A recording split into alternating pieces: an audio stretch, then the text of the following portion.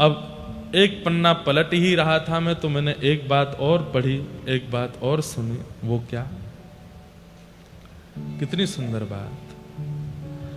तस्मिन् काले हरिं पश्येत् व्रजन्तं दक्षिणामुखं रामं भद्रं च यो मर्त्यो न स प्राकृत मानुषः।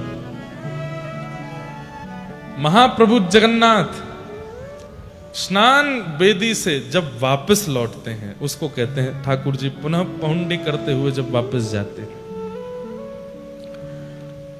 उस समय ठाकुर जी दक्षिणाभिमुख यात्रा करते हैं। उस यात्रा का यदि कोई व्यक्ति दर्शन कर रहा है तो वो व्यक्ति सामान्य नहीं है। हमारे जितने भी विप्रगण बैठे हैं, जिनको हम जबरदस्ती खींच के रात में ले गए, हमारे जीजा जी भी बैठे हैं, आइए पंढरीनाथ आए हैं, अलारनाथ जी आए। आज से महाप्रभु जगन्नाथ जी का दर्शन यहां से 20 किलोमीटर दूर अलारनाथ में होगा, तो अलारनाथ भगवान के रूप में पधारे। एक यहां पर एक वो लगा दीजिए, कुर्सी या सोफा लगा दीजिए, बैठ जाएंगे ठाकुर जी। वाह। श्री चैतन्य महाप्रभु का कथन है कि 15 दिन जब महाप्रभु जी का दर्शन जगन्नाथपुरी में नहीं होता, तो समीप में ही अलारनाथ नाम का एक स्थान है, वहां पर महाप्रभु जी विराजमान होते हैं और वहां उनका दर्शन करने से जगन्नाथ दर्शन का फल प्राप्त होता है। बोलो अलारनाथ भगवान की। वाह, कितनी कृपा करते हैं ठाकुर जी।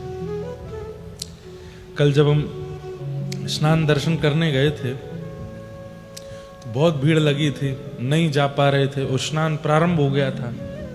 सामने ही थे ठाकुर जी, लेकिन भीड़ इतनी थी कि दिख नहीं रहे थे, स्नान चल रहा था। वहां ऊपर से जब स्नान जल लेके पंडा पुजारी सब दौड़ते हैं और जनता उनके पीछे भागती है, नेक जल दो। इतने में ही एक पुजारी जी, पंडा जी आए, आके हमारे सामने खड़े हो, जल्दी हाथ करो, जल्दी हाथ करो। पीछे पूरा जन सैलाब भाग रहा था उनके पकड़ने। हाथ किए, जल दिया, बोले पान कर जाओ। पान किए, मैंने कहा बस मिल गया, यहीं जल प्राप्त हो गया। तो महाप्रभु जी का ऐसा जल प्राप्त हुआ। जो लोग कल पहुंडी दर्शन किए हैं, ठाकुर जी का रात्रि जब वापस प्रस्थान करते हैं, तो महाप्रभु जगन्नाथ जी जब स्नान वेदी पर विराजमान होते हैं, स्नान वेदी से जब वापस मंदिर की ओर मुड़ते हैं, तब दक्षिणाभिमुख यात्रा करते हैं। तो एक बार ठाकुर जी जब स्नान वेदी से उतर करके जब इधर की ओर देखते हैं, तब ठाकुर जी दक्षिणाभिमुख होते हैं। उस समय ठाकुर जी का यदि कोई दर्शन कर रहा है तो तस्मिन् काले हरिं पश्येत् व्रजन्तं दक्षिणामुखम रामम भद्राम च यो मर्त्यो न स प्राकृत मानुषः। वो प्राकृत, वो सामान्य मानव नहीं है जो उस समय ठाकुर जी का दर्शन कर रहा है। तो जिन जिन को हम खींच के ले गए थे रात में, हमको तो बलभद्र जी का दर्शन पहुंडी करने के बाद में फिर हम वापस आ गए थे, क्योंकि स्वास्थ्य थोड़ा अनुकूल नहीं लग रहा था, सुबह कथा कहनी थी। लेकिन मुझे दिक्कत नहीं है, मैं तो फिर भरपाई कर लूंगा। मैं रथ यात्रा में फिर से आ जाऊंगा, कैसे भी आ जाऊंगा। मैं तो कहीं भी, मैं तो कर लेता हूं, महाप्रभु जी की कृपा कर दे। और ये मुझे विश्वास, अभिमान नहीं है, विश्वास है कि वो फिर से बुला लेंगे। तो मैं तो निकल गया था, लेकिन बाकी सबको मैं रोक के गया। मैंने कहा अभी बलभद्र जी गए, सुभद्रा जी, जगन्नाथ जी आएंगे, दर्शन करके ही लौटना। इसका फल सामान्य नहीं हो सकता। महाप्रभु जी पहुंडी करते हैं, उसका बहुत बड़ा फल है। क्या फल है, अब यहां वर्णन कर रहे हैं।